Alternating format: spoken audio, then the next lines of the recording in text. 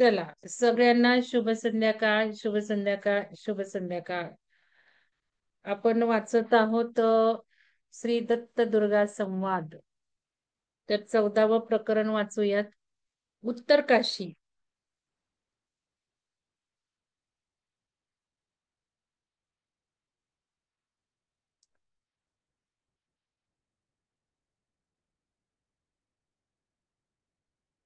तर 62वा प्रश्न आहे. दुर्गा माता म्हणतात, मंत्र स्तोत्र. आता याच्यावर खुणा नाही करून झालेल्या आहे बरं का. जे वाटेल ते मी वाचणार आहे. मंत्र स्तोत्र पूजा यांच्याद्वारा परमशून्यात प्रवेश प्राप्त करणे शक्य आहे का? कारण मंत्र स्तोत्र पूजा या सर्व गोष्टी अक्षर ब्रह्मात येतात व परब्रह्म तर निरक्षर आहे. तर बघा आता, कोटी पूजापेक्षा स्तोत्राचे पाठ करणे श्रेष्ठ. कोटी स्तोत्रापेक्षा मनातल्या मनात जप करून त्यावर लक्ष केंद्रित करणे श्रेष्ठ. कोटी जपापेक्षा ध्यान करणे श्रेष्ठ व कोटी ध्यानापेक्षा शून्यामध्ये मनाचा लय होणे श्रेष्ठ. बघा किती सुंदर सांगितलंय स्वामींनी. खूप महत्वाचं आहे. कळलं का याचा अर्थ? 1 कोटी आपण पूजा केल्या, 1 कोटी पूजा करण्यापेक्षा एक स्तोत्र पाठ केलं, म्हणजे एक स्तोत्राचा एक पाठ केला तर तो जास्त कोटी पूजांपेक्षा. प्रत्येकाने प्रश्न विचारायचा मनाला बरं का, आपल्याला काय भावतं. 1 कोटी पूजांपेक्षा एक स्तोत्राचा पाठ करणे श्रेष्ठ. कोटी स्तोत्रापेक्षा 1 कोटी वेळा स्तोत्र म्हणणे याच्यापेक्षा मनातल्या मनात जप करून त्यावर लक्ष केंद्रित करणे श्रेष्ठ. जप तर पुष्कळ होतो, पण इकडे जप आणि तिकडे ते काय ग चाललंय, काय चाललंय, काय अगं ते जळतंय बघ बघ बघ. आणि इकडे मंत्र. तुम्ही चेक करा कसा म्हणता मंत्र. मी तर मंत्र म्हणणाऱ्यांना असंच बघितलंय. फार क्वचित लोक मंत्र करताना अगदी डोळे उघडत नाहीत, काही मनात विचार आणायचे नाही, फक्त त्या मंत्राचा विचार. तर म्हणून स्वामींनी म्हटलंय जप करून त्यावर लक्ष केंद्रित करणे श्रेष्ठ. आता 1 कोटी जपापेक्षा, बघा म्हणजे स्तोत्रा पूजेपेक्षा स्तोत्र, स्तोत्रापेक्षा जप. 1 कोटी जपापेक्षा 1 कोटी जपापेक्षा ध्यान करणं श्रेष्ठ. बघा बरं आपण किती छान काम करतो की नाही. 1 कोटी जपापेक्षा ध्यान करणे श्रेष्ठ आणि कोटी ध्यानापेक्षा शून्यामध्ये मनाचा लय होणे श्रेष्ठ. आता लय म्हणजे काय ते बघितलं काल आपण. लय म्हणजे ऐका बरं का रेकॉर्डिंग. आता 3:30च्या ध्यानवाल्यांना लय कळायला लागलाय थोडासा. लय म्हणजे विरून जाणे त्या ब्रह्मांडाच्या श्वासामध्ये. आपला श्वास त्या श्वासात, आंतरश्वास हा घेतो तो नाही, आतला एक श्वास असतो तो त्या ह्याच्यात विलीन होणे, याला लय म्हटलंय सोप्या भाषेत. आता काल काय म्हटलंय ते ऐका रेकॉर्डिंग मध्ये. लय नेहमी लक्षात ठेवा. आपल्याला लय साधना करायच्यात, आपल्याला त्यापर्यंत पोहोचायचंय, ते घडून द्यायचंय. आजचं फ्लायर बघा, तेच फ्लायर टाकत होते मी. फ्लायर केली सकाळीच, पण आज म्हणजे जरा थोडस काय काय काम होतं, त्यामुळे मला टाकायला सुद्धा वेळ मिळाला नाही ते फ्लायर. फ्लायर बघून घ्या. विहंगम कम्युनिटी ग्रुपवर टाकले, अजून ध्यान ग्रुपवर नाही टाकलं. तर हे चाललं की नाही पहिलं. आज मला सकाळी उठल्या उठल्या ते केलं. मला काय माहिती म्हणजे आजच का करावं असं वाटलं मला ते फ्लायर. आणि लगेच पहिल्याच ओळी त्याच आल्या. त्या फ्लायरवर काय लिहिलंय ना ते वाचायचं. हा धन्यवाद, फ्लायर सुंदर आहे. काय लिहिलंय ते वाचा, नाही तर वाचूनच दाखवते ना. कारण काही काही महत्वाच्या गोष्टी डिस्कस केल्या पाहिजेत. कारण पुढचे पुढचे टप्पे मुद्दा मी सांगते, तुम्हाला एक उद्दिष्ट राहील, तुम्हाला संकल्पात लिहिता येईल. 17 तारखेला आहे प्रतिपदा, पण आताच संकल्प लिहिले पाहिजे. बघा खालील तंत्रांचे प्रात्यक्षिक व सराव. शिवतंत्र. आता शिवतंत्र तुम्हाला माहिती नसेल म्हणून मी ब्रॅकेटमध्ये लिहिलंय. शिवतंत्र हे भगवान शिवाशी संबंधित तंत्र मंत्र आणि साधनाचे विशाल क्षेत्र आहे. हा शिव आणि शक्तीच्या मिलनावर आधारित एक आध्यात्मिक मार्ग आहे. म्हणून शिवसरोदय शास्त्र हळू हळू शिकून पुढं जायचंय. शिवशक्ती म्हणजे काय ते शास्त्रातूनच कळणार आहे. शिवशक्तीच्या मिलनावर आधारित एक आध्यात्मिक मार्ग आहे. तंत्र म्हणजे अशी तंत्रे जी मानवाला त्याच्या चेतनेच्या मर्यादेपलीकडे विस्तार करण्यास मदत करतात. आपले सुदर्शन पिरॅमिडचं काय लोगो आहे? ट्रान्सेंडिंग कॉन्शियसनेस. चेतनेच्याही पलीकडे, मानवी चेतनेच्या पलीकडे. तो कोर्स तुम्हाला करायला सांगितला, प्रश्न विचारला काल, चॅट बॉक्समध्ये एकाचही उत्तर आलं नाही. पण शारदा मॅडमची आज मला कमेंट पण मिळाली त्या कोर्सवर. एकमेव शारदा मॅडम. वेबसाईट वरनं कोर्स करताना आठवणीने त्याला काही स्टार मारा, तिथे कमेंट मारा. मला ते स्टार रँकिंग घालायलाही सगळ्या कोर्सला वेळ नाहीये. पण जिथे आहे तिथे घाला. सकाळी सकाळी शारदा मॅडम धन्यवाद तुमचे. आहेत का? शारदा मॅडमचं मला ते कमेंट आली. खूप सुंदर ध्यान केलं त्यातलं त्यांनी आणि खूप छान वाटलं. इतकी सुंदर ध्यान प्रकार आहेत ना. अमेझिंग ध्यान प्रकार आहेत. वेबसाईटवर मोफत कोर्समध्ये सुद्धा आहेत. असं काही नाही पैसेच भरले पाहिजेत. तर मोफतही करा. आज सीमा मॅडमना बोलणं झालं, सीमा मॅडमचं माझं. त्यांना तेच सांगितलं मोफत करा. ध्यान खूप सुंदर आहेत. आणि हेच ध्यान एवढे करून ठेवलेत ना, की आपल्याला म्हणजे आता पुढे जायचंय ना का मग त्याच त्याच टप्प्यावर मी घेत बसू. मला पुढे जायला वेळ लागतो. बघा आता आज मी जवळ-जवळ 3 तास नोट्स तयार केल्या. ह्याच्या 10 जुलैच्या प्राणावर फक्त नोट झाल्यात. पंचप्राणावर. टेबल केला मी 2 तास राबून. टेबल केलेलाच होता, पण अजून अपडेट केला. कारण शैलजा मॅडमनी मला पाठवल्या नोट्स थोड्या काल. त्या घेणार नाहीयेत आता, थोडा बदल झालाय. मग मलाच घ्यायचा आहे. मग त्यामुळं थोडंसं मी तो अजून त्यांच्या पण नोट्स बघून एक वर्ड, एक शब्द जरी त्यांच्या मला ह्याच्यात सापडला ॲडिशनल, तरी मी तो टेबलमध्ये नेऊन ठेवलाय. अजून उपप्राणापर्यंत आले नाही, पंचप्राण आणि साधारण 20 पानं झालेत बघा नोट्स. म्हणजे सगळ्या मिळून आधी थोडं हे केलं. आज फाईन केलं. पंचप्राण झाले माझे आता आज फाईन. अजून उपप्राणाचं बघायचंय. मग सुंदर चित्र घेतली त्याच्यात तुम्हाला लक्षात येईल असं. तर हे अशी कामं करावी लागतात. मग तुम्हाला नोट्स पण देणार ना, पुस्तक पण घेतलंय. शिवसंहिता प्रॅक्टिकल घेणार. शिवसंहिताही वापरायची आपल्याला. विज्ञान भैरव तंत्रही वापरायचं. आता हे मी सांगितलं आणि तारा मॅडम आहेत का? तारा मॅडम आहेत. तारा आहे मॅडम. मॅडमनं तारा मॅडमनी तर लगेच विकतच घेतलं. मी म्हटलं परवा नाही का ते आपल्याला म्हणाल्या मी तयारी करते. मग त्यांच्याशी बोलले ना परवा. तर त्यांना म्हटलं काय तयारी करताय? तर त्या काय म्हटल्या विज्ञान भैरव. मग मला म्हणाले मॅडम समजत नाहीये मला. अवघडच आहे ना ते. मग मी कशाला आहे? मलाही त्यातल्या काही गोष्टी समजणार नाही. मी त्या सोप्या अवघड आहे ते. मी सोप्या करून सांगणार आहे. मग ते त्यांनी बघा त्यांना एवढी उत्सुकता, त्यांनी लगेच पुस्तक आणलं, वाचायला लागल्या, तयारी पण करायला लागल्या घेण्यासाठी. असं थोडंसं एक तुम्हाला क्युरिओसिटी पाहिजे. तर ठीक आहे, आता हे 2 झालं.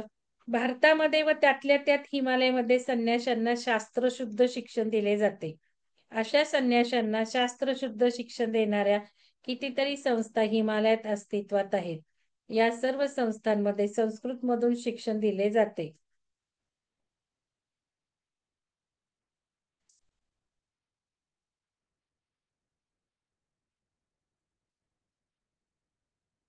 उत्तम स्थिती कोणती? तर स्वामी म्हणतात, उत्तमा सहज अवस्था, मध्यमा ध्यान धारणा, मूर्खस्य मूर्खस्य प्रतिमा पूजा, तीर्थयात्रा अधमा धमा. बघा, सहज अवस्थेमध्ये राहणे उत्तम. ध्यान करणे ही मध्यम अवस्था आहे. मूर्खांनी म्हणजे मला ना असं तुम्ही म्हणजे काही वेळेला तुम्हाला ना ध्यान नाही झालं तर ना वाईट वाटतं किंवा चुकीचं वाटतं असं मानून घेऊ नका मी तुम्हाला सांगितलंय. आपलं सगळ्यात प्रिन्सिपल सर्वश्रेष्ठ आहे. बास काही होऊ न होऊ फील इट. अंघोळीची गोळी, जेवायची गोळी, ध्यानाची गोळी घेतली मी. कशाला आपण खाली सरकायचं माझं ध्यान नाही झालं आज असं नाही म्हणायचं. आता सुलक्षणा मॅडमशी खूप बोलणं झालं. आणि सुलक्षणा मॅडम, लक्षात आलं का तुम्हाला का फोन करावासा वाटला? हो ना.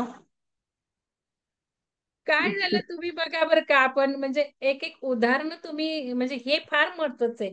हे तर लिहिलेलं ठीक आहे, पण आपण प्रॅक्टिकल काय आहे चाललंय ते पण महत्वाचं आहे. काय झालं तुम्हाला माहिती, पुस्तक माझे मिस्टर निघाले आणायला, त्यांना चैन पडत नाही, मी कालच सांगितलं.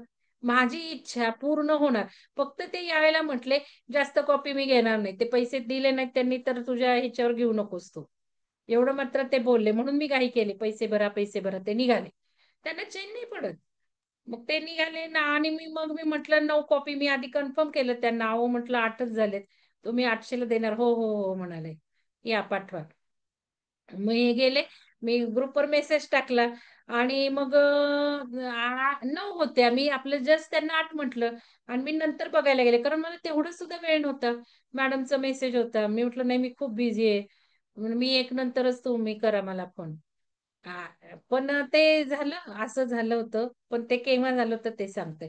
मग ते मी मेसेज उघडून बघितलं, यांना तर सांगितलं 8, त्याला तर बोलले 8. पण नंतर मला हे गेल्यावर मग म्हटलं चेक करू 8 आहेत का. तर बघते तर 9 नावं, अरे इच्छा 9 नावं. मग मी पैसे भरायचा मेसेज दिला. पण मला ना म्हटलं आपण 10 कॉपीज सांगितल्या होत्या, आता इथे 9 आकडा झालाय, त्याला 8 सांगितल्या. काहीतरी चुकीचं वाटतंय, काहीतरी राहिल्यासारखं वाटतंय, मला असं वाटलं. आणि काय राहिल्यासारखं वाटलं तेच कळना. बरं का. आणि एकदम सुलक्षणा मॅडमना फोन लावला मी. मी म्हटलं, अहो मॅडम, काहीतरी राहिल्यासारखं वाटतंय आणि तुम्हाला फोन लावला. म्हणजे तुम्हाला पुस्तक हवंय का नकोय? मग एवढं मी चेक करत बसते का अजून कोण साधक आहे, कोण राहिलंय, कोण घेऊ शकतं, कोण, हे असलं काही नाही. ते लिस्ट बघितली की काहीतरी राहिलंय, काहीतरी राहिलंय. मग डायरेक्ट सुलक्षणा मॅडमला म्हटलं, फोन लावला मी, तुम्हाला फोन करावा असं वाटला, आणि त्याच्यात तुमचं नाव नाही. मग त्या काही काही असं म्हटलं, म्हणे मॅडम मला तुमच्याशी बोलायचंय. म्हटलं मग काय आता, मी मनातल्या मनात म्हटलं, म्हणून तर फोन आला माझा तुम्हाला. पण मला वेळच नव्हता. मग नंतर आम्ही बोललो. तर त्याच्यामध्ये मग आम्ही अशीच चर्चा केली. तर या चर्चा होणं अधूनमधून आवश्यक असतं. कारण काय आहे माहिती का, ध्यान नाही झालं तर वाईट वाटून नाही घेतलं पाहिजे. रोहिणी मॅडम बंद करा की व्हिडिओ. तर एक 2-3 साधकांशी झालेच आहे फोन आज. बरं, हे कळलं. सहज अवस्थेमध्ये राहणे उत्तम. ध्यानधारणा करणे ही मध्यम अवस्था आहे.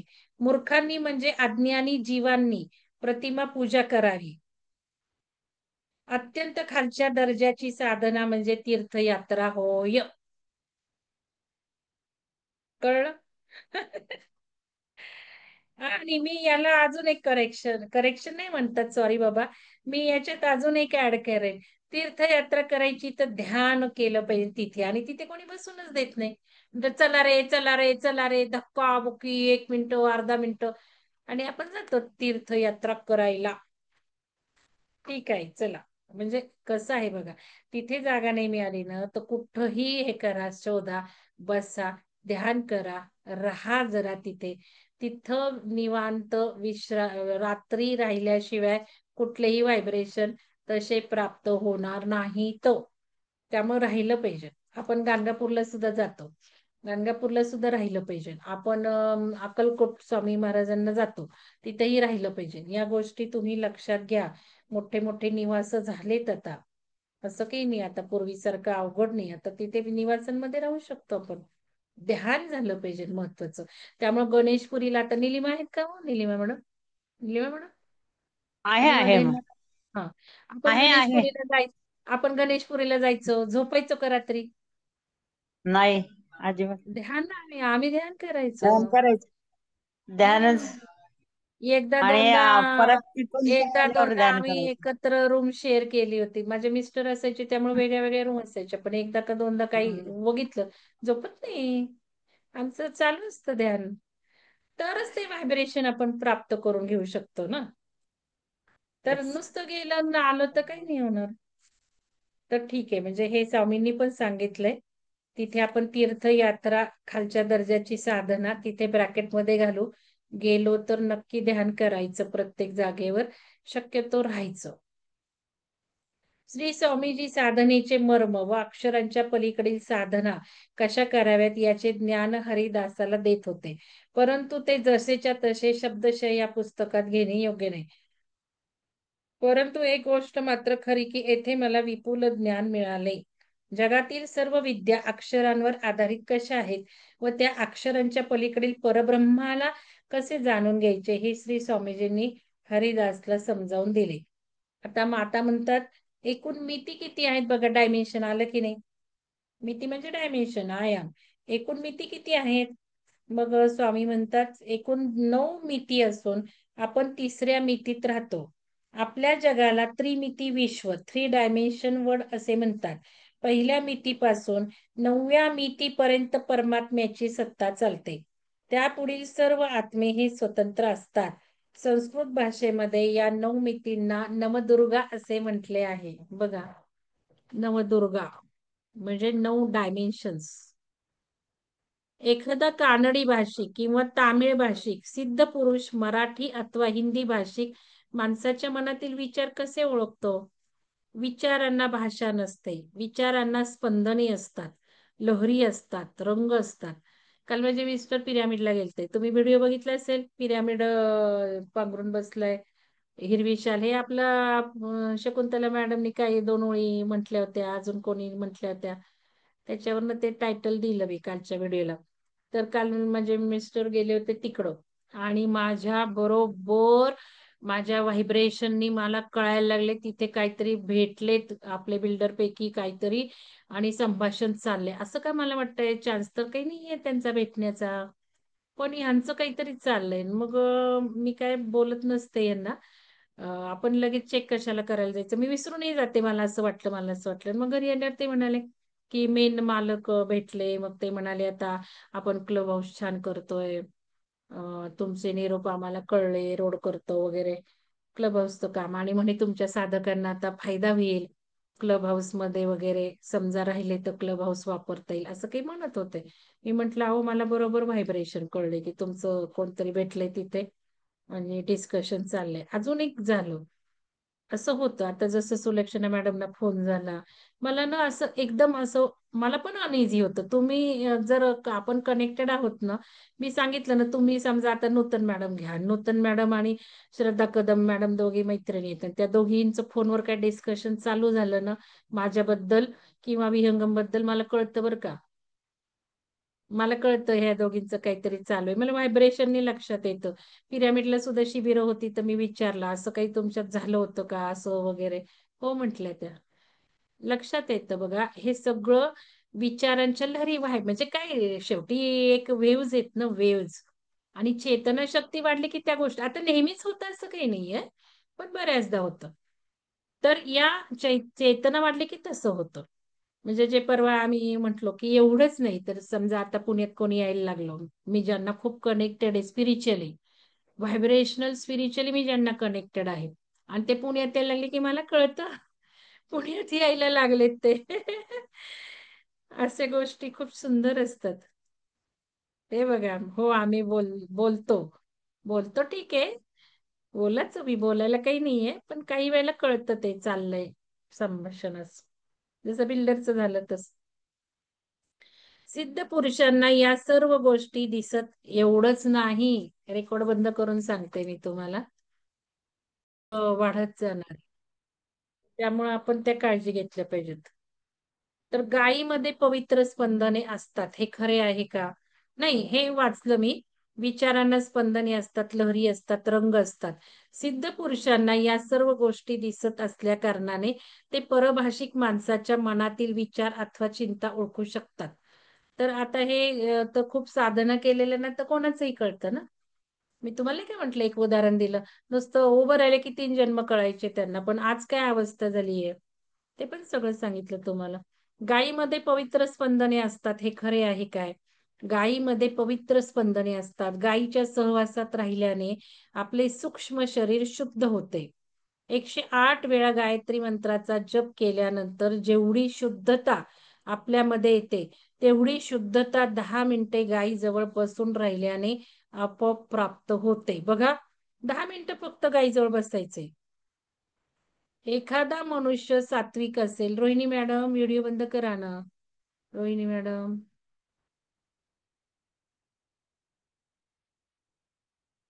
रोहिणी मॅडम व्हिडिओ बंद करा.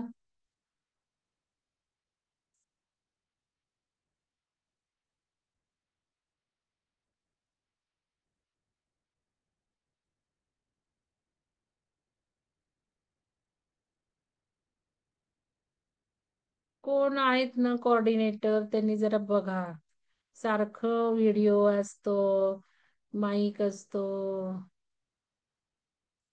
आता ते ऐकतायत, मॅडम नाही दिसत आहेत, दुसरंच कोणीतरी आहे.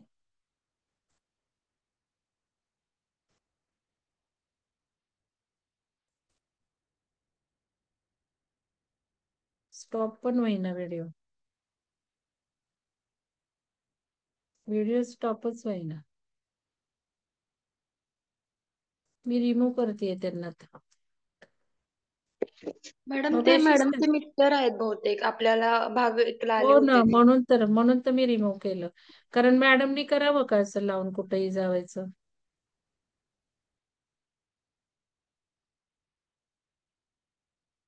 हो, रोहिणी मॅमच चालू आहे, मगाशीच त्यांना मेसेज पाठवला होता. ठीक आहे. त्यांना थोडस, रोहिणी स्वामी मॅडमला नव्हता, दुसऱ्या मॅडमला पाठवलं होता. गाईमध्ये 10 मिनिटं बसून राहिले तरी आपोआप प्राप्त होते. बघा ना, पूर्वी किती सुंदर होतं ना, गाई दारावरून फिरायच्या, गाईला खाऊ घालायचे, हात पाठीवरून फिरवायचे. आपल्याला गाई सुद्धा मिळत नाहीत. एखादा मनुष्य सात्विक असेल, सज्जन असेल व भक्तिमान असेल, तर मृत्यूनंतर त्याचा आत्मा गायीच्या शेपटीला धरून वैतरणा नदी पार करतो व दिव्य लोकात प्रवेश करतो. हे मी तुम्हाला सांगितलं होतं, वसुबारशेला मी गेले होते, याला दौंडच्या गोशाळेमध्ये. आणि ती गायीची शेपटी आपल्या ह्याला हे करायची असते, अं, हे करून घ्यायची 3दा आपटून, मग खूप आपल्याला आशीर्वाद त्या शेपटीतून वगैरे मिळतात, ब्लेसिंग्स मिळतात. तर हे एक त्यावेळेला सांगितलं होतं. इथे अजून ऍडिशनल केले, गायीच्या शेपटीला धरून वैतरणा नदी पार करतो मृत्यूनंतर. एकदा मी एका स्वामींचा, दुसरे स्वामी आहेत ते, मला नाव नाही आठवत, पण ते पण अफलातून आहे खरं. मला व्हिडिओ शोधायचे त्यांचे. मी अमृता मॅडमना पाठवलं होतं, तर अमृता मॅडमनाच विचारते. तर ते जे स्वामी आहेत ते खूप असे एज्युकेटेड आहेत. आणि त्यांनी आपल्याला म्हणजे सगळा चक्राचा जो कन्सेप्ट आहे महाराष्ट्राचा, भारताचा, तो त्यांनी त्यावेळेला नाही का सगळं, राम हे प्रतिष्ठापना राम मंदिराची चालू होती त्यावेळेला, ते सगळे कलश घरोघरी घरोघरी जात होते. त्यावेळेला त्यांच्या व्हिडिओ त्यांनी ते केलं होतं. आणि प्रतिष्ठापना वगैरे सांगत होते. त्यावेळेला ते कुंडलिनी ऍक्टिव्हेशन चालू होतं, प्रत्येक चक्रातून तो कलश जात होता हे सांगितलं होतं त्यावेळेला. तो कन्सेप्ट माझ्या लक्षात आला की महाराष्ट्राची कुंडलिनी आहे, भारताची पण कुंडलिनी आहे. पण मग अमृता मॅडम लगेच गप्प नाही बसल्या. काही लोक खूप क्युरियस असतात. मला अमृता मॅडम म्हटले, मला द्या ना व्हिडिओ, तो मला द्या ना. आता मी कसं शोधायचा, मला तर नाव पण लक्षात नाही राहिलं होतं, फर्स्ट टाइम माझ्या पुढे तो आलता. मग तरी काहीतरी काहीतरी करून मी शोधलाच आणि मॅडमना पाठवला. पण ते जे आहेत ना, त्यांनी बरेचसे कन्सेप्ट तिथे, मला तिथे त्यांचा व्हिडिओ ऐकल्यावर कळलं की मी जे जे केलं ना भारतामध्ये, साऊथ मध्ये गेले, नॉर्थ इंडियाला गेले, तर ते सगळं त्यांनी हे केलं होतं. मग म्हणजे लक्षात आलं किती महान कार्य आपण करून आलेलो आहे. आणि जसं जसं जसं आम्ही गेलो तस तसं मोदी पण नंतर तिथं तसे तसे गेले. म्हणजे या सगळ्या ग्रीड वर्क ऍक्टिव्हेट झाल्या, कुंडलिनी चक्रातून ऍक्टिव्हेट, प्रत्येक चक्रातनं भारताच्या, महाराष्ट्राच्या ते चक्र ऍक्टिव्हेट केले. आणि ते ग्रीड नेटवर्क ऍक्टिव्हेट केलं. त्याच्यात इतका मोठा सहभाग झालाय आपला. आणि बरोबर त्या त्या त्या त्या क्रमाने आपल्याला टूर घडवल्या. हे मला त्यांच्या व्हिडिओवरून कळलं. आता त्यांचं खूप ऐकावंसं वाटतंय, कारण तेवढं जर ज्ञान त्यावेळेला मिळालं, तर आता ते काय सांगतात जरा बघावं लागेल. तर ते थोडस बघू, अमृता मॅडम करतील का मदत. त्यांना काही मेमरीत आठवलं, त्यांना पाठवलेला असेल व्हिडिओ तर. आणि हा, सांगायचं कारण म्हणजे त्यांच्या ह्याच्यात होतं, ते जेव्हा खूप हायली एज्युकेटेड झाले आणि मग असंच सोडून साधना करायला गेले, तर ते सांगतात पहिला आध्यात्मिकामध्ये एंट्री करून हिमालयात जायचं कारण ते सांगतात. डायरेक्ट ते असे ट्रान्समध्ये गेले आणि काहीतरी जसं मृत्यू नंतर जातात तसं तसं तसं गेले. आणि त्याच्यात त्यांनी उल्लेख केला की वैतरणा नदी मी पार केली गाईच्या शेपटीला. हा उल्लेख त्यांच्या ह्याच्यात आहे. त्यांनी ते सगळं बघितलं की मृत्यूनंतर माणूस कसा कसा कसा जातो. आणि मग त्यांना असं वाटलं की मला हे का अनुभूती मिळाली. आणि मग ते तिथे तिथे काही असं बघायला गेले आणि मग हिमालयातच साधना करायला गेले, असं काहीतरी होतं त्यांच्या व्हिडिओत. म्हणून मला ते आता आठवलं. गायीच्या शेपटीला धरून वैतरणा नदी पार करतो व दिव्य लोकात प्रवेश करतो.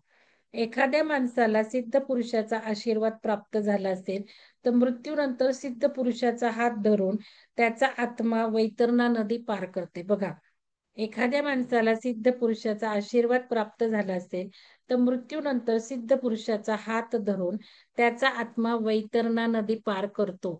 म्हणून हिंदू धर्मामध्ये गाय व सिद्ध पुरुष यांना खूप महत्व आहे. गाय 15वा आहे ग्वाल्दम. आता ग्वाल्दमला कुठं गेले ते आपण सविकल्प समाज. माणसाला दारिद्र्य काय येते? 69वा आहे प्रश्न. माणसाला दारिद्र्य काय येते? जवळ धन असताना जे लोक उन्मत्तासारखे वागतात अशा लोकांना कालांतराने दारिद्र्य भोगावं लागते. जे लोक आपल्या उत्पन्नातील किमान 20% भाग दानधर्मात खर्च करतात त्यांना कधीही संपत्ती कमी पडत नाही आहे. बघा, त्यांच्या घराण्यामध्ये 8 पिढ्यांपर्यंत म्हणजे सुमारे 200 वर्षापर्यंत लक्ष्मीचा निवास राहतो. 100 वर्षापूर्वी ज्यांच्या घरामध्ये सोन्या नाण्यांनी भरलेल्या पेट्या होत्या त्यांच्या घरात आज जेमतेम खायला अन्न आहे. रेकॉर्डिंग बंद झाले बहुतेक का? नाही, अशी परिस्थिती आहे व तेच लोक आता म्हणत आहेत आमच्याकडे खायला अन्न नाही तर आम्ही दान कोठून करायचे. बर, 16वा आता कौसानी आहे. कौसानी 17वा प्रश्न आहे सविकल्प समाधी व निर्विकल्प समाधी यामध्ये फरक काय आहे? सविकल्प समाधीमध्ये मी समाधीस्थ आहे याचे भान असते व निर्विकल्प समाधीमध्ये मी आहे हे भान मावळते. हा भेद अतिशय सूक्ष्म असतो. विचारांचे तरंग मनात उठणे बंद होऊ लागले की हळूहळू समाधी लागू लागते. सुरुवातीला थोडा वेळ समाधी लागते. जसजशी प्रॅक्टिस वाढत जाते तस तसा समाधीचा काळ वाढत जातो आणि मग निर्विकल्प होऊ लागते. हळूहळू काही सेकंदात मन निर्विकल्प करणे जमू लागते. साधकाला निर्विकल्प समाधी लागते व जीवन धन्य होते. निर्विकल्प समाधी अवस्था अंगी जिरल्यानंतर साधक सहज स्थितीचा अभ्यास करतात व हळूहळू त्यातही पारंगत होतात. सहज स्थिती म्हणजे काय? सुरुवातीला ज्याप्रमाणे आपण बटन ऑन करताच लाईट लावतो व बटन ऑफ करताच लाईट बंद होतो अशी स्थिती असते. थोडक्यात स्विच ऑफ केल्याप्रमाणे मनात येणारे विचार थांबवता येतात. याची खूप काळ प्रॅक्टिस करावी लागते. शुभांगी मॅडम व्हिडिओ बंद करा. हळूहळू मनात उठणाऱ्या कल्पना थांबवण्याची प्रॅक्टिस करावी लागते. असे करणे जमले की समाधी लागू लागते. समाधी लावणे व उतरवणे अशी प्रॅक्टिस खूप करावी लागते. बरं, जाऊ दे, हे आपल्याला समाधीपर्यंत आपण काही पोहोचलो नाही अजून. आपण समाजात का येत नाही? प्रत्येक सत्पुरुषाला ईश्वराच्या आज्ञेनुसार वागावे लागते. मी एकांतात राहावे अशी इच्छा. कळला या प्रश्नाचा अर्थ? मला कळला नव्हता पण पहिलं वाक्य वाचल्यावर कळलं. आपण समाजात का येत नाही? मिक्स नाही करावं असं वाटत. बघा, मला तर नाही. मी तशी लहानपणापासून अशीच आहे. मला नाही समाजात मिक्स व्हावं वाटत. मी बोलकी पण नाहीये, तुम्हाला आश्चर्य वाटेल. मी तशी खूप आबवले. हे म्हणजे सांगितलं होतं ना परवा एक उदाहरण. मी गेले होते मिस्टरांच्या 10वीच्या सगळ्या ग्रुप बरोबर आणि मी बोलूच शकले नाही. मग त्या बायकांनी मला खूप टॉन्टिंग सुरू केलं. मी निघून आले अविनाशला घेऊन. नाही मी बोलू शकत इतर ठिकाणी. आपण समाजात का येत नाही म्हणजे समाजात का मिक्स होत नाही? होय मॅडम काय म्हटलं तर अर्चना मॅडम त्या म्हणतायत वाटतं मी हे अबोल आहे. त्यांना माहिती असेल. कशाला हो हो म्हटलात मॅडम? हो मॅडम, त्याच्याबद्दलच म्हणले. मी खूप आबोले. प्रत्येक सत्पुरुषाला ईश्वराच्या आज्ञेनुसार वागावे लागते. आणि तुम्हाला म्हणजे सांगू का, म्हणजे लहानपणी 9वी 10वी कुठं लग्नाला जायचं ना, मला कुठंच जायचं नसायचं. मग माझे वडील मला न पकडायला खूप मागं लागायचे. माझ्या वडिलांनी असं खूप फोर्सफुली बऱ्याच गोष्टी केल्यात. मग ते चल चल तुला आलं पाहिजे आलं पाहिजे. मग मी पळायचे ते मागं पळायचे, मी पळायचे, मी नाहीच जायचे. म्हणजे मी तशी पुरून उरणारी पण होते. म्हणजे बाकीचे माझे भावंड घाबरायचे माझ्या वडिलांना, खूप कडक होते वडील. मी नाही कधी घाबरायचे, जा मग घरात गेल्यावर काय होईल ते होईल, पण मला यायचं नाही. मला नाही आवडायचं लहानपणापासून, आता पण नाही. मग माझ्या मिस्टरांना माहिती झालं, मिस्टर काही मला म्हणतच नाही. पण माझे वडील खूप आग्रह करायचे. ते म्हणायचे, अगं तू मिक्स हो, मग तू कोडगी काय काय काहीतरी म्हणायचे, तू काहीतरी होशील. माझ्या मुलाला, माझा मुलगाही तसाच आहे, पण मी नाही त्याला कधी आग्रह करत. एकदा म्हणायचं सोडून द्यायचं. कारण आता कळायला लागलं ना, हे सगळं जे काय असतं ते काय असतं. सोल प्रोग्राम नुसार चालत असतो. परवाच्या याच्यात स्वामींनी खूप सांगितलं सोल प्रोग्राम प्रमाणे कसं घडत असतं. प्रत्येक सत्पुरुषाला ईश्वराच्या आज्ञेनुसार वागावे लागते. मी एकांतात राहावे अशी ईश्वराची इच्छा आहे, म्हणून मी एकांतात राहतो. म्हणजे स्वामी भेटत नाहीत ना आता, ते लहानपणी भेटायचे, आता गुप्त येते. दुर्गा, गॉड व्हर्सेस डॉग म्हणजे काय, गॉड व्हर्सेस डॉग म्हणजे काय. हा एक व्हिडिओ बघितला काल, कुत्र्याचा व्हिडिओ. आणि कुत्र्यानी कसं वाचवलं गावातल्या त्या सगळ्यांना. भूकंप होत आहेत ना आता सगळीकडं, काही पण होतंय ना, ढगफुटी होती, हे फुटी, त्या कुत्र्यानी वाचवलं त्यांना. रात्री हे झालं, त्याला कळलं, ओरडायला लागला. मग 2-3 माणसं उठली, सगळ्या गावाला उठवलं, सगळं गाव वाचलं, पण तो कुत्राच गायब. तो कुत्राच काही सापडणार. तर 2 मतं निघाली की तो निघून गेला जंगलात. आणि दुसरं होतं की तो आला होता सगळ्यांना, काळभैरव आला होता, काळं कुत्र होतं ते, काळभैरव आला होता वाचायला, असं दुसरं मत होतं. हेला हिमाचल प्रदेशातल्या त्या विलेजमध्ये कितीतरी हानी झाली खूप. तर गॉड व्हर्सेस डॉग म्हणजे दैवी शक्ती विरुद्ध आसुरी शक्ती, सैतानी शक्ती, वाईट शक्ती यांचे चाललेले युद्ध. आपण नको वाचायला. धार्मिकता व आध्यात्मिकता यात भेद काय. जनरली लोक धार्मिकता आध्यात्मिकता एक मानतात ना, आणि मी ते सारखं तुम्हाला म्हणायचे, धार्मिक नाही आपण, आपण आध्यात्मिक. आपण धार्मिक, कारण धार्मिकचा जो अर्थ आहे ना, तोच कोणाला माहिती नाही. ऍक्च्युली आपण आहोत धार्मिक, पण जनमानसाप्रमाणे जे धार्मिक म्हटलं जातं ना, त्या याने आपण नाही.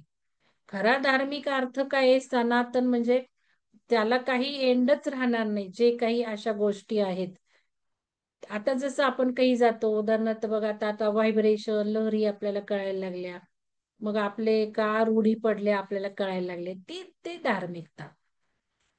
मग ते तर सोडून दिलं मधल्या काळात लोकांनी सगळ्या गोष्टी. कुंकू लावणं सोडून दिलं, परत उंबऱ्यावर रांगोळ्या काढणं सोडून दिलं, उंबरेच नसतात अलीकडे घरांना. काही पण मग आपण पीओपी करतो, पीओपीने किती ते व्हायब्रेशन, तुम्हाला सांगू का, पीओपीने ना सगळ्या ऊर्जा बिघडतात. तुम्ही मोजून बघा, तुमच्या घरात जिथे जिथे असे आलेत, आढे आलेत, पीओपी आले, त्याच्या खाली बघा तुम्ही, आपला पेंडुलम आहे. आपण आता खूपच मला आता या गोष्टींचं हे होतं की किती बिघडवलं आपण, किती बिघडवलं. आणि ते कडुलिंबाचा कोर्स करते ना, त्यामुळे तर असं हृदयातनं वाईट वाटतंय, हृदयातून रडू येते, रडू येते. काय दैना अवस्था करून ठेवली आहे आपण. एवढी अमूल्य संपत्ती, कशावर तो कडुलिंब उपयोगी नाहीये. बाप रे, प्रचंड गोष्टींवर तो उपयोगी आहे. आणि प्रत्येक गोष्टीत त्या डॉक्टरांनी कम्पेअर केलं, ह्याचा रोग, हा औषध घेतलं, याची साईड इफेक्ट. त्यांनी तर इतक्या काही काही गोष्टी सांगितल्या. म्हणजे वॅक्सिन पण त्यांनी सांगितलंय ना, कशावर बघा, सापदंशावर उदाहरण देते मी. सापदंशावर आपण ते काही वॅक्सिन घेतो, त्यांनी नावं बिव दिली, टेस्टिंगला सगळं आहे बरं का ते. ती नावं लक्षात ठेवायची, औषधांची नावं लक्षात ठेवायची, आणि मग ते टेस्ट द्यायच्या प्रत्येक सेशनला. मी ते डायरीत लिहून ठेवते हे सगळं. तर ते सर्पदंशावर ते म्हटले, जे औषध दिलं जातं, इंजेक्शन दिलं जातं, नाग आणि कुठल्या तरी विषारी सापाचं, त्याला ते औषध घेतल्याशिवाय, इंजेक्शन घेतल्याशिवाय माणसं पटपट मरतात. आणि मग ते इंजेक्शन घ्या असं म्हणतात ज्यांना जाणकार आहेत ते. तर त्यांनी सांगितलं की ते इंजेक्शन घेतल्यावरही मरतात काही लोक. तर त्यावेळेला, आता रेकॉर्डिंग बंद करावं लागेल आहे. आणि मग आपलं कल्चर किती, लाखो, ते म्हणतात लाखो वर्षापूर्वी कडुलिंब वापरला जातोय. It's a tradition, it's a culture. आणि मॉडर्न सायन्स मध्ये सुद्धा आहेच आहेत त्याचे फायदे. मग ही ॲलोपॅथी आली किती वर्षापूर्वी, ही औषधं किती वर्षापूर्वी आली. त्याला काय सायन्स आहे का. आपल्या ऋषीमुनींनी सगळं करून बघून हे केलंय. हे थेरॉटिकल काही जस्ट वाटतं म्हणून आणतात ते, त्याला काही बेस नाहीये. तर या सगळ्या गोष्टी आहेत. तर मग धार्मिकता आणि आध्यात्मिकता यात भेद काय? धार्मिकता विविध प्रकारची असू शकते, तर आध्यात्मिकता संपूर्ण पृथ्वीभर सारखीच असते. जगात असंख्य प्रकारचे धर्म आहे, त्यातील चालीरीती एकमेकांच्या अगदी विरुद्ध आहेत. बरं, हा धर्म आता स्वामींनी ते हे धर्म आपण एक प्रचलित जो अर्थ आहे त्यांनी लिहिलेलं आहे, पण ऍक्च्युली धार्मिकता ती नाहीये आणि ती समजण्याची लेवल नाही म्हणून त्यांनी इथे डिस्कस नाही केलं. ठीक आहे. आध्यात्मिकता म्हणजे स्वतःच्या आत्म्याशी एकरूप होणे किंवा परमात्म्याशी एकरूप होणे. म्हणजे जसं मी आपण म्हणतो धार्मिकता म्हणजे पूजा अर्चा, धर्माप्रमाणे, कल्चर प्रमाणे, तसंच इथे हे केले कारण कॉमन माणसांना समजलं पाहिजे, मग ती धार्मिकता. आणि मी नेहमी म्हणतोय आपण धार्मिक नाही, आपण आध्यात्मिक, तेच हे लिहिलेलं आहे स्वामींनी सगळं. आत्म्याशी एकरूप होतात व परमात्म्याशी एकरूप होतात, ते सर्वत्र एकच भाषा बोलतात. कशाची भाषा आहे? हृदयाची भाषा आहे. त्या सर्वांचे ज्ञान एकच असते, तेथे मुळीच द्वैत म्हणजे वेगळेपणा नसतो. परमात्म्याशी एकरूप झालेला हिंदू जे बोलेल तेच मुस्लिम बोलेल, ज्यू जे बोलेल तेच पॅलेस्टिनी बोलेल. आध्यात्मिकता सर्वत्र सारखीच असते. कैलास पर्वत, मानस सरोवर याविषयी थोडी माहिती सांगावी. त्यांनी सांगितलं कसं करायचा प्रवास वगैरे. ओमचा आकार वगैरे सुंदर दिसतो, ओम पर्वत आहे. हे पुस्तक घेतलंय ना अमृता मॅडमनी, अमृता नायर मॅडमनी. पिठोरागड बघा आता, कौसानीच्या पुढे पिठोरागड. ध्यानामध्ये दृश्य दिसणे, देवदेवतांची अथवा ऋषींची दर्शने होणे, ध्यानामध्ये ग्रहगोलावर फिरून येणे, यालाच ब्रह्म साक्षात्कार असे म्हणतात का? ध्यानामध्ये दृश्य दिसणे, देवदेवतांची दर्शने होणे, ध्यानामध्ये ग्रह गोलावर फिरून येणे, या सर्व गोष्टी ब्रह्म साक्षात्कार मार्गातील अनुभव आहेत. परंतु ब्रह्म साक्षात्कार म्हणजे मी कोण आहे हे समजणे, म्हणजे आत्मानुभव येणे. आत्मानुभव आल्यानंतर परमात्मा आपण वेगळे नाही याचा अनुभव येतो. परमात्म्याशी म्हणजेच परब्रह्माशी तादात्म्यता येते, यालाच ब्रह्म साक्षात्कार असे म्हणतात, अद्वैत असे म्हणतात, सिद्धावस्था असे म्हणतात. आता बघा, परवा त्यांनी दृश्यांवर वेगळे बोलले, आता वेगळे बोलले, हे आपण समजून घ्यायचं असतं, कारण लेव्हल प्रमाणे त्याचा विचार करायचा असतो. त्यामुळं कन्फ्यूज नाही व्हायचं. 3 आकाश म्हणजे काय? भूताकाश, चित्ताकाश व चिदाकाश यांना 3 आकाश म्हणतात. मिटलेल्या डोळ्यांसमोर जो अंधार दिसतो त्या अंधकाराला भूताकाश म्हणतात. ध्यानामध्ये जेव्हा देवदेवता दिसू लागतात तेव्हा त्याला चित्ताकाश म्हणतात, कारण चित्ताने ते प्रोड्यूस झालेलं असतं, चित्ताकाश म्हणतात. ईश्वर साक्षात्कार, आत्मसाक्षात्कार, परब्रह्माचा अनुभव या गोष्टी चिदाकाशात प्राप्त होतात. सद्गुण कसे निर्माण कराल?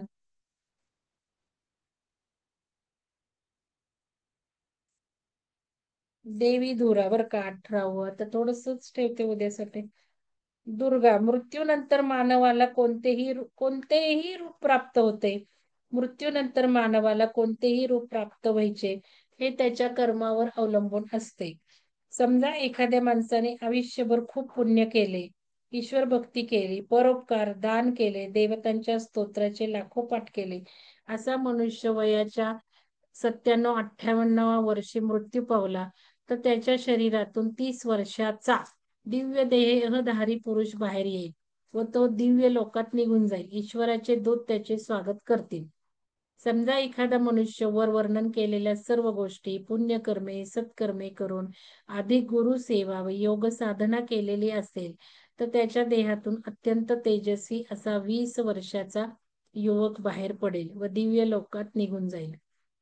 वाईट कर्मे करणारा एखादा 30 वर्षाचा तरुण जरी मेला तरी त्याच्या देहातून 100 वर्षाचा म्हातारा बाहेर येईल. हजारो पिशाच्चे त्याला तात्काळ छळू लागतील. अदृश्य सृष्टीतील अनेक प्राणी त्याच्यावर हल्ला करतील. हे असं आहे. ठीक आहे, आपल्याला काही वाईट वाचायला नको. गुरु करणे योग्य आहे का?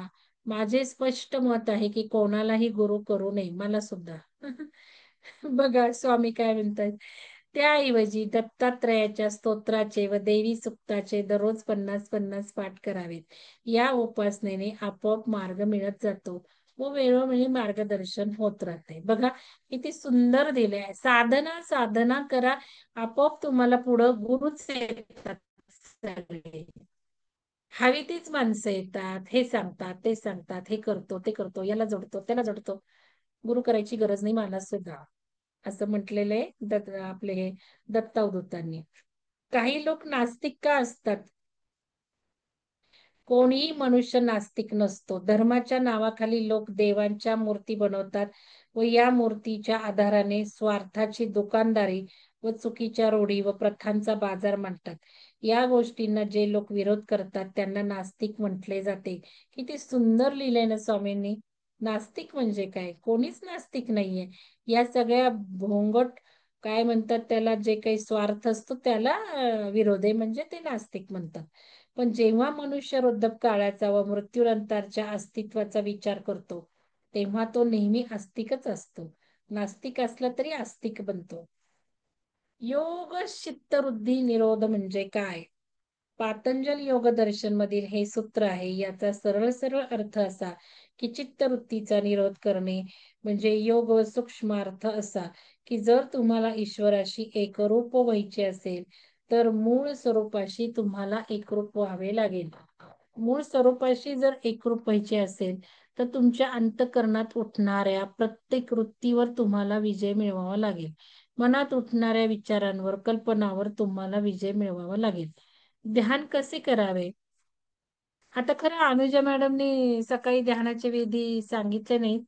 पुस्तक खूप मोठं आहे, आपण ते नंतर बघूयात परत.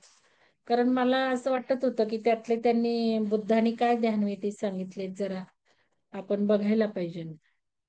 तर बघू आता. पूर्वेकडे तोंड करून ताठ बसावे. शरीर स्थिर करण्याचा प्रयत्न करावा. शरीर स्थिर झाले म्हणजे मन आपोआप स्थिर होऊ लागते. आपल्या आवडत्या देवतेचा जप मनात करत राहावा. श्वासावर लक्ष केंद्रित करावे. वर्षभर अशी साधना केल्यावर आपल्या आवडत्या देवाचे रूप डोळ्यासमोर आणण्याचा प्रयत्न करावा. याला सगुण ध्यान म्हणतात.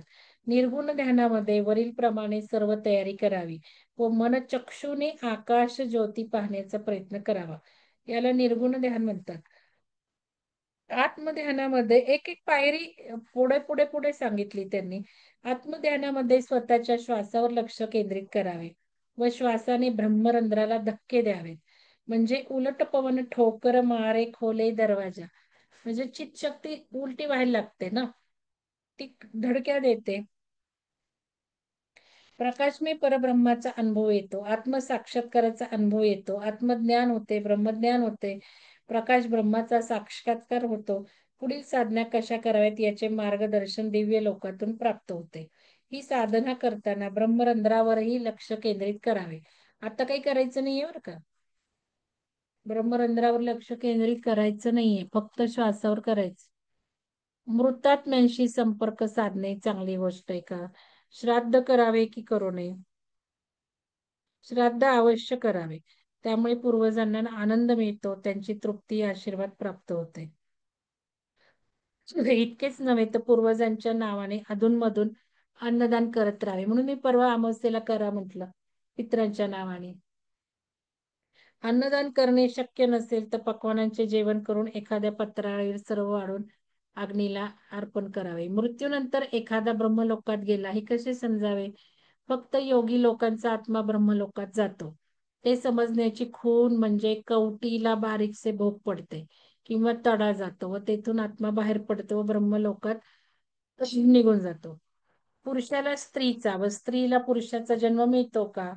पुष्कळ वेळा अध्यात्मात प्रगती व्हावी म्हणून पुरुषाला स्त्रीचा जन्म दिला जातो. स्त्री देहामध्ये अध्यात्म मार्गाने प्रगती वेगाने होते. टाळ्या वाजा आपल्यासाठी.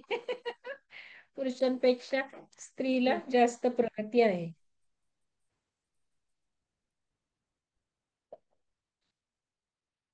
मनुष्य जन्मानंतर प्राणी, पशु, पक्षी, वृक्ष प्रकट होऊ लागतात. देवदत्तांना आनंद होईल अशा प्रकारे वागावं. नाही, हे काहीतरी झालं. मनुष्य जन्मानंतर प्राणी, पशु, पक्षी, वृक्ष अशा रूपाने जन्म प्राप्त होऊ शकतात का? वाईट कर्माचे फळ म्हणून शिक्षा म्हणून आत्म्याला तिर्यक योनी प्राप्त होते, म्हणजे प्राणी, पशु, वृक्ष यांच्या रूपाने जन्म घ्यावा लागतो. परंतु असे फार क्वचितच घडते. बऱ्याच आत्म्यांना पिशाच्य लोकात अथवा अंधकारमय लोकात पाठवले जाते व हजारो वर्ष यातना दिल्या जातात. पशुचा अथवा वृक्षाचा जन्म द्या, पण या यातना नकोत अशा प्रार्थना जेव्हा आत्मा करतो तेव्हा त्याला तिर्यक योनीमध्ये पाठवले जाते. स्वर्गस्थ आत्म्यांना वस्त्रे कोठून मिळतात? अदृश्य सृष्टीमध्ये अशी एक व्यवस्था आहे की तेथे मागणी करताच पुरवठा होतो. अमुक एक वस्तू हवी असे मनात म्हणताच तात्काळ ती वस्तू निर्माण होते व आपल्याला प्राप्त होते. अशा प्रकारे स्वर्ग लोकातील आत्मे स्वतःसाठी घरे निर्माण करतात, बगीचे निर्माण करतात. किंबहुना असे म्हणायला हवे की स्वर्ग लोकामध्ये प्रथम वस्तू निर्माण होतात व नंतर त्या पृथ्वी तलावावर येतात. अंत्यविधीचे अनेक प्रकार आहेत. त्यातील सर्वात चांगला प्रकार कोणता? प्रेत जाळणे हा सर्वात चांगला प्रकार. प्रेत जाळल्यानंतर ज्या काही अस्थी शिल्लक राहतात त्या अस्थी सुद्धा वाहत्या पाण्यामध्ये किंवा समुद्रामध्ये विसर्जित करून टाकल्या पाहिजेत. याचे मुख्य कारण म्हणजे माणसाच्या हाडाचा एक जरी तुकडा तांत्रिक मांत्रिक माणसाच्या हाताला लागला तर त्या आत्म्याला आपला गुलाम बनवू शकतात. बघितलं, एक जरी तुकडा मिळाला तरी गुलाम बनवू शकतात तांत्रिक मंत्रिक. प्राचीन हिंदू ऋषी मुनींना ही गोष्ट माहिती असल्या कारणाने त्यांनी हिंदू धर्मामध्ये दहनाची प्रथा पाडली. म्हणजे बघा, केस सुद्धा बरं का, आपल्या केसांमध्ये सुद्धा सगळ्या ऊर्जा असतात म्हणून तर केस व्हायचे असतात तिरुपतीला गेल्यावर वगैरे, आणि मुंडन करतात घरातले गेले की, कारण दुःख सगळं याच्यात साठवलं जातं ना, म्हणून ते कापून टाकायचं. अर्धमानवशक्ती तसंच कपड्यांमध्ये असतं आपल्या.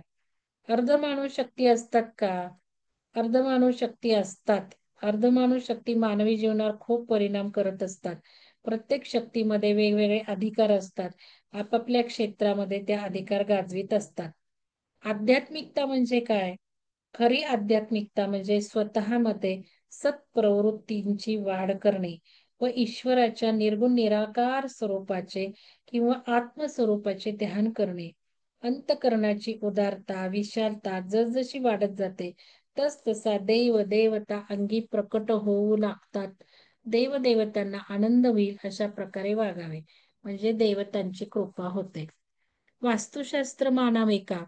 वास्तुशास्त्र जरूर मानावे, परंतु वास्तुशास्त्रामुळे संपूर्ण जीवन बदलून जाईल असे समजू नये. जीवन सुखी होण्याला वास्तुशास्त्राची मदत होते, पण त्याचबरोबर पुण्याई पण करावी लागते. माझ्या माहितीतील एक मनुष्य मुहूर्त पाहून, राहू काळ, केतू काळ पाहून घरातून बाहेर पडत असे व तरीही त्याला वर्षातून 8-9 वेळा अपघात होत असे. तो पुण्यकर्म मात्र मुळीच करत नसे. शिवसर्वोदय शास्त्र शिकलेल्यांनी हे लक्षात ठेवा. मी आधीच सांगितलंय, शिवसर्वोदय शास्त्राचे फायदे होणार केव्हा होणार? निसर्गाला कनेक्ट झाला तर. निसर्गाला कनेक्ट झाला तर म्हणजे पहिल्यांदा पवित्र मन, निश्चल मन, निर्मल मन, निश्चल. चंचलता नकोच आहे मनाची. करू का नको, जाऊ का नको, होईल का नको, नाही येणार फायदे. तसंच परोपकार केलाच पाहिजे, पुण्यकर्म केलंच पाहिजे. ट्रू सोल या गोष्टी कोणी लक्षात घेत नाहीत. आणि मला हेच मीटिंग मध्ये सांगायचे आता शिवसर्वोदयाला येणाऱ्या 1-2 ऑगस्टचा मी ग्रुप केलेला नाहीये. म्हटलं आधी मीटिंग घेऊ आणि ज्यांना यायचं त्यांनाच फायनल करायला सांगा, कारण मग नंतर एकही नियम पाळत नाहीत. मला असे नको आहेत लोक. नियम पाळणारेच मला पाहिजेत. थोडं तरी पाळावं ना, घरी गेल्यावर काहीच पाळत नाही. नादयोग म्हणजे काय व नाद साधना कशी करतात? ताठ बसावे व श्वासोच्छ्वासावर लक्ष ठेवावे. हे लक्ष ठेवल्यानंतर जो नाद ऐकू येतो त्या नादाची साधना करणे म्हणजे नादयोग. ही साधना सोपी वाटत असली तरी साधकांच्या योग्यतेनुसार या साधनेचे अनुभव येतात. जसजसे साधनेत मन एकाग्र होऊ लागते तसे विविध प्रकारचे नाद ऐकू येऊ लागतात. कधी कधी कोकिळेचाही आवाज ऐकू येतो, तर कधी सिंहाचाही आवाज ऐकू येतो. साधकाच्या प्रकृतीनुसार विविध प्रकारचे आवाज ऐकू येतात. शेवटी साधकाच्या मनाचा लय होतो, म्हणजे आवाजही बंद होतात. खेचरी मुद्रा काय? खेचरी मुद्रा 3 प्रकारांनी करता येते. जीभ उलटी मागे, हे नको, खेचरी मुद्राही नाही करायची बरं का. शांभवी मुद्रा हे सगळं घेणार आहे आता. पण काही करायचं नाही, नुसतं नॉलेज साठी काही मुद्रा सांगणार आहेत. काही मुद्रा अजून स्थिती आलेली नाहीये करायची, पण माहिती पाहिजे म्हणून घेणार. शांभवी मुद्रा. जीवनातील सर्व व्यवहार करत असताना मनावर सतत लक्ष ठेवणे म्हणजे शांभवी मुद्रा. किती छान अर्थ दिलाय. थोडक्यात मनावर सतत लक्ष ठेवणे व मनात कुठलाही विचार अथवा कल्पना उठून न देणे याला शांभवी मुद्रा म्हणतात. जीवनातील सर्व व्यवहार चालू असताना, बोलताना, आता ही शिवसर्वज्ञात सांगितली बरं का शांभवी. शांभवी मुद्रा सिद्ध झाली असता साधक ईश्वर स्वरूप होतो. या मुद्रेचे आचरण करणे कठीण आहे. प्रथम सतत श्वासावर लक्ष ठेवायला लागते. अनेक वर्ष असा अभ्यास केल्यानंतर शांभवी मुद्रा धारण करण्याची क्षमता साधकामध्ये येते. म्हणजे मी सांगितलं ते बरोबर आहे.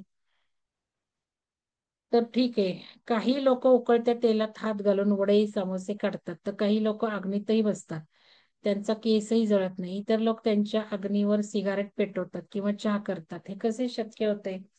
या अतिशय क्षुद्र विद्या आहेत. या विद्या साध्य करण्यासाठी भक्ती, ज्ञान, आध्यात्मिकता, ध्यान, जप कशाचीही गरज पडत नाही आणि 2 मिनिटे सुद्धा जप करावा लागत नाही. इतक्या या विद्या सहज साध्य असतात. पुस्तकामध्ये किंवा जाहीररित्या अशी रहस्य प्रकट करणे योग्य नसते. मी तुम्हाला सांगितलं ना, आत्म्यांना घेतलं की सगळं होत. आपल्याला काही नको ते. ठीक आहे. आणि आपण त्याच चमत्कार चमत्कार म्हटलं की गेलेच लोक तिकडं. आता उरलेलं उद्या वाचूयात. काय तुम्हाला शंका आहे का? काही सांगायचं आहे का? काही सांगायचंय का कोणाला? मॅम मला एक प्रश्न विचारायचा होता. विचारायचं. विचारू का? हम्म. मगाशी तुम्ही ते ह्याचं वाचत असताना म्हणलात की ध्यान करताना ब्रह्मरंध्रावर लक्ष नाही ठेवायचं किंवा खेचरी मुद्रा करायची नाही, तर त्याच्या मागचं कारण काय आहे? असं आहे बघा, आता आपण चक्र बघतो. आपण मूलाधार चक्र, आपलं स्वादिष्टान चक्र, मणिपूर चक्र, आज्ञा चक्र हे वरचं आहे. परत गोलाट चक्र हे वरचं आहे. ब्रह्मरंध्र वरचं आहे. आपली तयारीच नाही झाली आणि आपण नुसतं तिथे लक्ष धरायला लागलो. ज्या ऊर्जा येतात त्या सहनच नाही करण्याची पात्रता अजून आपल्यात. जे काय घडेल ती पात्रताच नाहीये. हळूहळू टप्प्याटप्प्याने, कारण कुंडलिनी सुद्धा बघा शक्ती जागृत झाली आणि मग जर खूप अफाट हे झाली तर काय होणार आहे? पण म्हणून मला मला एक विचारायचं आहे की कुंडलिनी जागृत झाल्यानंतर मागे आपल्याच बोलण्यात असं आलं होतं की ती स्वतः आपल्याकडनं जे आपल्या बॉडीला आवश्यक आहे ते करून घेते. मग त्या ते जर घेतली असेल तर हा थांबा, मला रेकॉर्डिंग बंद करू दे. थांबा. वगैरे ते अस्तित्वात नाही. ही बोला आपली बोला, रेकॉर्डिंग मानसिक स्टॉप होतं ना. हा. हा, ती आपली एक मानसिक अवस्था आहे, म्हणजे राग, क्रोध. आणि हे कधी कमी होईल? बघा, आपल्याला पटकन समोरच्याचा राग येतो, पण मग काय येतो तो राग? काय आपण आपल्याला ज्ञानच नसतं त्यांना का आपल्यावर चिडला. तर एखाद्या गोष्टीचं पूर्ण ज्ञान झाल्यावर तुम्हाला हे राग, क्रोध हे काहीच म्हणजे या गोष्टी होणारच नाही. तुम्हाला आपोआपच त्याच्याबद्दल, समोरच्याबद्दल प्रेम तयार होईल. मग ते मनुष्य असू दे अथवा प्राणी असू दे असं. आणि खूप म्हणजे ना, त्यांचं मॅडम पुस्तक वाचताना तसे डोळे वगैरे भरून आपोआपच येतात. माहित नाही, मला म्हणजे वाटलं नव्हतं. मी खूप दिवस झालं ते पुस्तक आणलं होतं, पण वाचणं नव्हतं झालं असं. पण मग ते जे गोष्टी सांगतात ना, हे आणि त्यांना बघा. त्यांच्या हा. सगळ्या हम्म, योनी, हम्म. म्हणजे ज्या ज्या योनीतून त्यांनी प्रवास केला ना, त्या पूर्ण योनींचं आत्मज्ञान झालं. आणि ते म्हणतात की आपल्यालाही तसं होईल, आपल्याला तेवढी साधना करणं गरजेचं आहे. आणि जसं आता दुर्गा संवाद मध्ये सांगितलं की आपल्याला कुठल्याही गुरुची आवश्यकता नाहीये. ते तेच सांगतात. त्यांनी 1-2 गुरु बघितले पण मोठे, पण मग शेवटी त्यांना कळलं की मला कुठल्याही गुरूंकडून मार्गदर्शन नाही मिळणार, आणि ते स्वतःचे गुरु झाले. म्हणजे अहो अर्चना मॅडम, सकाळी पुस्तक वाचनाचा सकाळचं. कार्यक्रम चालू आहे. की तेच म्हणते बाई, अर्चना मॅडमला बरं नाही का, बरं नाही का, सकाळी दिसत नाही. सकाळी अनुजा मॅडम पुस्तक वाचन करतायत तिक ज्ञात हन यांचं, जहा जहा चरण पडे गौतम के. त्या पुस्तकाचं चाललंय. तर त्याच्यामध्ये आज सकाळी मॅडम म्हटल्या की ध्यानविधी सांगितलेत. मगाशी नाही का मी म्हटलं, मगाशीच उल्लेख केला ना हो, अनुजा मॅडम, तुम्ही ऐकलं का? तेव्हा होतात हो का? हो ऐकलं. हो मी हा. होते तेव्हा. तुम्ही म्हटलात की काही ध्यानविधी मला मी म्हणजे म्हटलं मॅडमनी स्किप हा. केलं, पण आपल्याला हवेत तर झाली लगेच इच्छा पूर्ण. बघा बरं, नाही तर अनुजा मॅडम असतात का दुपारी? नसतात. आज लवकर झालं त्यांचं आणि मला कळले आपण ध्यानविधी. अशी ती ऊर्जा जोडून घेते, आपल्याला हवं ते द्यायला लागते. हे हृदयाची ताकद आहे, लक्षात घ्या. हृदय ध्यान करा, विसरू नका. हृदय ध्यान काही मिळवण्यासाठीच केलं पाहिजे असं काही नाही. हृदयाचा मॅग्नेटिक ऑरा स्ट्रॉंग होतो. आध्यात्मिक विकासही होणार आहे त्याने, व्हिज्युअलायझेशनही होणार आहे. त्यामुळे त्या कोर्सला विसरायचं नाही, करायचं अधूनमधून अधूनमधून. म्हणजे ऑरा शुद्ध होतो, हृदय चक्र. शेवटी बघा, हृदय चक्रातूनच आपण असेंड होणार आहोत. म्हणजे प्रेम करुणा दाटून आली पाहिजे ना आपल्या तरी भगिनींबरोबर. ठीक आहे, ते मॅडम धन्यवाद बुद्धांनी अनुजा. पण तसंच सांगितलंय की म्हणजे जसं की आपल्याला समोरच्या एखाद्या व्यक्तीशी बोलायचंय, तर समोरचा व्यक्ती ध्यानी नाही आहे आणि आपण ध्यानी आहोत. आणि आपण पण हृदयापासून त्या व्यक्तीला जर म्हणजे आपल्याला होतं बघा असं की अरे मी फोन करणारच होते, तोपर्यंत आपल्याला ज्यांना फोन करायचा असतो त्यांचा फोन येतो वगैरे.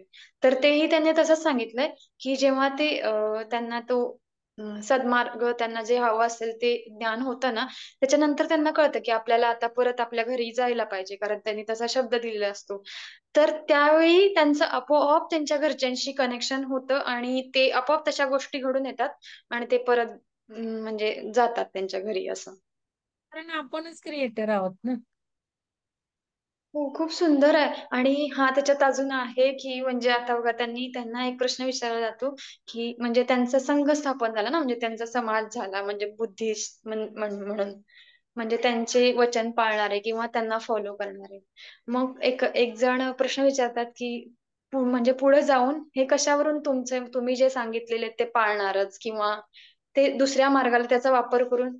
तर तेव्हा बुद्ध म्हणले की जरी त्यांनी त्यांच्या मार्गाचा वापर केला, जसं की आता बघा बुद्धाने ते पंचशील सांगितलं, पण ऍक्च्युअल जे हे म्हणजे बुद्ध आहेत, बौद्ध आहेत, ते त्या पंचशिलाचा कितपत वापर करतात किंवा कितपत पाळतात. तर त्यावेळेस म्हणजे बुद्धांनी तिथंच सांगितलंय की ते काय ऍक्च्युअल म्हणजे बुद्ध नाही, म्हणजे ते माझ्याशी बिलॉंग करणार नाही असं. म्हणजे आत्ता जे घडतंय ना त्याची उत्तरं त्यांनी अगोदरच म्हणजे देऊन ठेवलेली आहेत असं. ते आहेच आहे ना. म्हणून तर म्हटलं तुम्हाला ते शोधा बरं का आज मॅडम, थोडा वेळ द्या हो जरा आज आज पुस्तकाची. हो हो हो आज ते शोधते, ते सुजाताला विचारलेल्या प्रश्नांची उत्तरं. ओशो ते मला ओशो ऍक्च्युली आणि मी स्वतः क्युरियस आहे त्याच्यासाठी. आणि मॅडम ओशो ओशो ओशोंचं पण आणि ते पण त्यांनी सांगितलंय की म्हणजे बुद्ध कशा म्हणतात आज जसं त्यांनी सांगितलं की आपण म्हणजे कामात वगैरे अडकलो किंवा म्हणजे भोग घ्यायला लागलो सगळ्या गोष्टींचा, तर आपण त्याच्यातच अडकत जातो. पण त्याच्या अगोदर या सगळ्या गोष्टी त्यांनी स्वतः केलेल्या आहेत, म्हणजे लग्न केलं किंवा त्यांना मुलगा झाला वगैरे. तर त्यांचं म्हणणं तेच आहे, जसं ओशो म्हणतात. म्हणजे आपण म्हणू शकत नाही की काम म्हणजे त्यांचं संभोगातून समाधीकडे पुस्तकामध्ये त्यांनी तसंच सांगितलंय. आपल्याला त्या गोष्टीबद्दलचं आकर्षण जोपर्यंत संपणार नाही तोपर्यंत ती गोष्ट म्हणजे यूज करायची किंवा ती वापरायची. आणि अशी वेळ येते की तुम्हाला त्या गोष्टीबद्दल काहीच वाटत नाही. ती म्हणजे तुमची म्हणजे ती अवस्था नाही, असं. ऍक्च्युली त्याला दुसरं अंग पण आहे. मी पुस्तक वाचलंय, ते दुसरं अंग पण आहे. मी जरा रेकॉर्डिंग बंद